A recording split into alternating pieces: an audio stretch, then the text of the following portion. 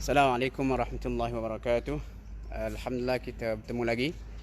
Dan kali ini saya akan khatamkan Al-Quran, tafsir Al-Quran, juzuk yang ke-30 sempena hari yang ke-30 Ramadan. Dan tuan-tuan sekalian, sekarang kita beroperasi di depan Masjid Almarhum Yazid.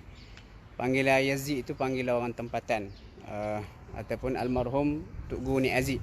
Saya daripada kecil di sini dan kebetulan lalu pagi ni saya rasa saya nak buat penutup untuk khatam tadabbur ataupun sinopsis juzuk-juzuk Al-Quran di sinilah, sebagai mengenang almarhum Tok Guru kita jadi seperti kita sekarang ni adalah kerana bimbingan dan juga sumbangan Tok Guru. Juzuk yang ke-30 ni ada banyak surah. Kalau saya nak katakan juzuk 30 ni mostly surah-surah yang bercerita mengenai kiamat, seperti surah An-Naba, dia cerita mengenai kiamat. Kemudian begitu juga surah An-Nazi'at pun cerita mengenai kiamat. Cuma surah An-Nazi'at disebut sikit cerita Nabi Musa dan juga Fir'aun, bagaimana Fir'aun mengaku dirinya sebagai Tuhan. Surah Abasa wa Tawalla, surah ni pun bahagian hujung pun ada cerita pasal kiamat. Cuma di awalnya Allah Ta'ala cerita mengenai baginda Rasulullah ditegur sebab baginda berpaling, tidak melayan seorang sahabat Nabi yang buta. Cerita tu maklum. At-Takwir sama cerita pasal kiamat. Cuma surah At-Takwir ni ada satu ayat yang saya nak ambil perhatian, iaitu ayat yang ke-8, 9. Allah kata wa idzal mau'udatu su'ilat bi ayyi dhanbin qutilat. Dan apabila al-mau'udah, bayi-bayi, apabila bayi-bayi yang ditanam hidup-hidup ditanyakan bi ayyi dhanbin qutilat, kerana dosa apa mereka dibunuh. Tuan-tuan, ayat ni kalau kita baca setengah tafsir, ada sedikit kecuaian pada setengah ulama tafsir, kerana mereka juga manusia. Di samping jasa mereka yang banyak, ada kecuaian yang perlu kita beri perhatian, iaitu bila bawa ayat ni biasanya akan keluar cerita Sayyidina Umar menanam anaknya hidup-hidup. Sedangkan cerita itu biasanya dibawa tanpa sanad, dan cerita itu juga tidak betul. Itu adalah fitnah yang teruk yang telah terpalit pada Sayyidina Umar radhiyallahu anhu. Logiknya anak perempuan sulung beliau adalah Hafsah, isteri kepada Rasulullah sallallahu alaihi wasallam. Jadi soalan, mana satu yang dibunuh tu? Jadi cerita itu tak betul, kita elakkan. Dan saya pernah menulis mengenai perkara ini dalam rencana dalam tulisan Malaysia Facebook, tuan-tuan boleh cari. Kemudian surah Al-Infitar, Infitar pun sama, cerita pasal kiamat juga. Surah Al-Mutaffifin, Mutaffifin ada cerita mengenai at-tatfif, maksud orang yang menipu, beli tipu, terima pun tipu, dan mereka ini diancam dengan azab yang berat pada hari kiamat besok. Dan ayat 7 sampailah ke hujung surah ini cerita mengenai sijin ataupun kitab amalan ataupun tempat ahli syurga dan juga ahli neraka. Cuma yang menarik dalam surah ini, kalau kita perhati pada ayat yang ke-29 sampai akhir surah, kita boleh kata pulang paku buah keras. Sebab apa? Sebab disebut di sini Allah Ta'ala kata innal ladzina ajramu, sesungguhnya orang yang bersalah, maksudnya para musyrikin Quraisy di Mekah dahulu, kanu minal ladzina amanu yadhhakun, mereka dahulu selalu mentertawakan orang beriman, para sahabat Nabi di Mekah. Tetapi di akhirat besok Allah Ta'ala cerita mereka pula ditertawakan oleh orang beriman ketika orang beriman sudah berada dalam syurga. Okey, surah Al-Insyiqaq sama, cerita pasal kiamat. Al-Buruj, surah Al-Buruj ni Allah Ta'ala cerita satu peristiwa, yang mana peristiwa itu mengisahkan parit berapi, bagaimana seorang raja yang fanatik dengan agamanya telah membakar, membunuh rakyat yang satu negeri kerana rakyatnya beriman kepada Allah. Dan ceritanya banyak yang menarik. Surah At-Tariq, At-Tariq pun dia ada cerita mengenai kiamat dan juga kejadian manusia. Al-A'la, Allah yang maha tinggi, ini arahan supaya bertasbih kepada Allah. Al-Ghashiyah pun kiamat, Al-Ghashiyah pun kiamat. Seterusnya surah Al-Fajr, surah Al-Fajr ini cerita mengenai bagaimana manusia ini diuji. Ada yang diuji dengan kesenangan dan juga kesusahan, dan manusia yang buta mata hatinya beranggapan ujian kesusahan itu adalah satu penghinaan, ujian kesenangan itu satu kemuliaan. Sedangkan bukan begitu yang dimaksudkan oleh Allah Subhanahu wa ta'ala. Dan di hujung surah ini Allah Ta'ala sebut bagaimana Allah Ta'ala memanggil manusia ataupun orang beriman jiwa yang tenang supaya kembali kepada Tuhan dalam keadaan yang berbahagia. Dan ketika melawat Taif, ada kisah perkongsian di Taif ni.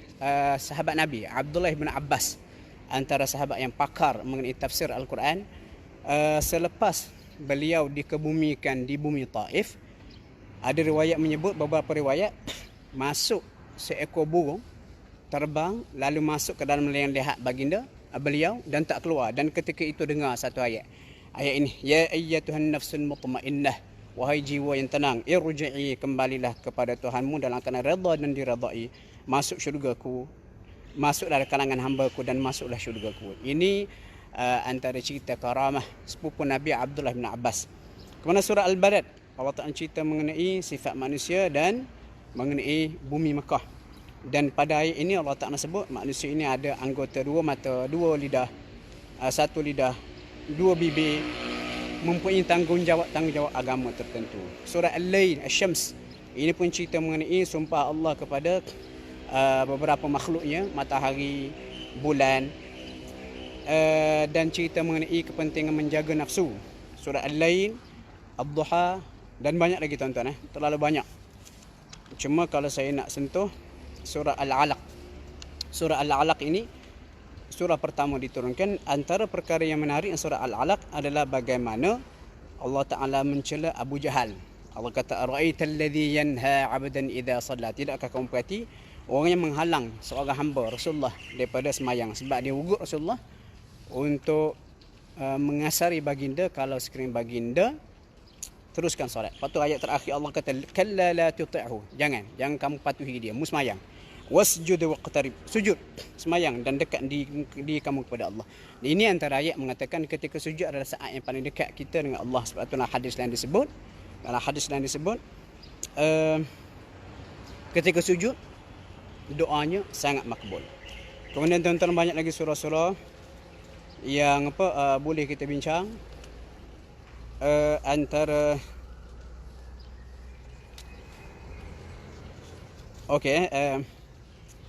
saya akhiri dengan surah Al-Ikhlas. Kenapa kemuncak Islam berada pada surah Al-Ikhlas? Dan surah Al-Ikhlas ni dikatakan baca 3 kali menyamai satu Al-Quran. Sebab apa tu? Sebab isu Al-Quran ini pandangan sebahagian ulama. Isu Al-Quran itu ada 3. Tauhid, hukum hakam dan kisah lampau. Jadi yang mendominasi isi Al-Quran adalah isu tauhid, 1/3 daripadanya. Kalau kita baca Quran, 3 isu tu, kisah, hukum hakam dan tauhid. Manakala surah Al-Ikhlas, 1 surah 4 ayatnya cerita mengenai tauhid. Bila diulang sampai 3 kali, ia menyamai 30 juzuk Al-Quran. Okey tuan-tuan, saya rasa setakat itu dulu sebab terlalu banyak surah-surahnya. Kesimpulan dia begitulah tadabbur kita, sinopsis ringkas. 30 juzuk Al-Quran sempena 30 hari Ramadan yang mampu saya buat, dan saya berterima kasih kepada kawan baik saya Ustaz Zahiruddin Zabidi, dia yang mencetuskan idea supaya kita buat tadabbur sinopsis ringkas 30 juzuk Al-Quran ini untuk 30 hari Ramadan. Dan untuk menutup upacara ataupun program ataupun sinopsis ini, berinteraksi dengan Al-Quran dengan 2 cara. Yang pertama, kuantiti, maksud bacalah sebanyak mungkin huruf-huruf Al-Quran, kita akan memperolehi pahala yang banyak. Dan yang kedua, kualiti. Dan cerita mengenai kualiti interaction dengan Al-Quran kita buat, jangan banyak, 5 ayat saja. Dan saya ingat Ramadan saya akan buat tarawih. Saya akan baca beberapa ayat mengikut juzuk-juzuk malam Al-Quran, malam ke-23 juzuk 23, dan selepas 4 rakaat saya akan ulas 5 ke 10 minit ayat yang dibaca. Mana inspirasi saya? Inilah tempatnya, Masjid Almarhum Tok Guru Ni Abdul Aziz, ataupun kita orang tempatan kita panggil Yazid. Dan di sinilah tempat saya disemai dengan benih agama oleh almarhum abah saya sekecil 5 tahun, dibawa ke sini sehinggalah saya keluar daripada Kelantan SPM. Jadi apa yang saya bawa adalah penerus kepada legasi almarhum Yazid ataupun almarhum Tok Guru Ni Aziz. Mudah-mudahan dengan cara ini kita akan lebih dekat dengan Al-Quran. Dan saya sudahi, semoga kita diberikan umur untuk terus menemui Ramadan pada tahun depan. Dan insya-Allah kalau jumpa lagi Ramadan pada tahun depan, insya-Allah kita akan teruskan juga dengan sinopsis ini. Mungkin kita akan bawa sudut-sudut lain. Sekian, Assalamualaikum warahmatullahi wabarakatuh.